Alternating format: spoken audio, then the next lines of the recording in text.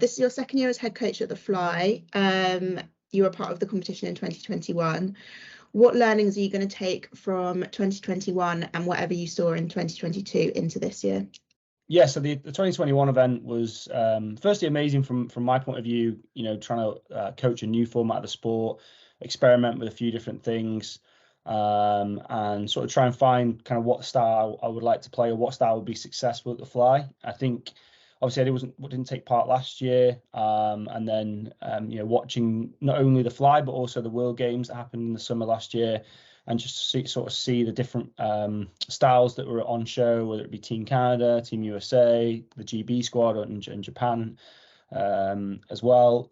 It'd be interesting to sort of take some of those learnings and see if we can kind of create my own style for the 2023 event. I think also we got some really talented players that hopefully are on our roster. I don't know if we can announce that just yet, but I think we've got a really strong team going into this tournament. Kieran is your assistant coach this year. Have you guys worked together before? And what do you think he's going to bring to the setup? Yeah, really excited to work with Kieran, following the appointment of both of ourselves to the Team Hustle. Haven't worked with him at an elite sort of level before. Worked with him on a few camps before, so I'm aware of what he could bring to us. And from my point of view, I think I'm really excited with the coaching team that we got. I think we're going to have a young, vibrant team that can kind of create some really good ideas, hopefully some innovative ideas that we can take forward into the tournament and the league format. And yeah, just really excited to get to work. We haven't really had the opportunity to sort of have our team call yet with the players, but we've had a couple of conversations about how we want to play and kind of how we want to structure things. So yeah, really excited to work with him. Cool. And this year spectators are invited for the first time. So do you think that this is going to change the dynamic of the competition for the players? And if so, how do you think it's going to impact them? I think it will certainly change the dynamic for the players. I think also the venue as well is a really smart decision. I think kind of basing it from central London and Richmond would be great for us to sort of access a different sort of spectator crowd. Also accessibility as well. Huge lacrosse base down in London.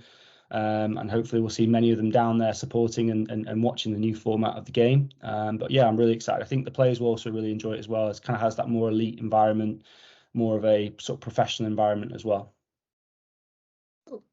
And the draft is coming up in the next few weeks. Do you have any tactics going into the draft, or are there any players or styles of play that you'd be looking out for?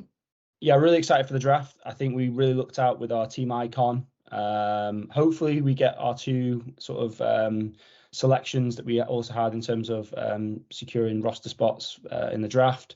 For me, I think for sixes, if we can get a really good goalie, bringing someone like Alex as well as our star player, he brings that experience from the World Games. Hopefully we can secure the goalie that we want, and a couple of really good outfield runners. And we could build a really good team around that. I think, like I said before, I think the World Cup this year is obviously, will mean that some players might not be involved and aren't involved with the draft.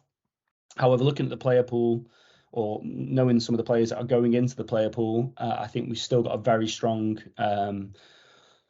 players to select from. So I'm really excited about who we could potentially get. So I think it'd be a really strong year for this year for the Fly.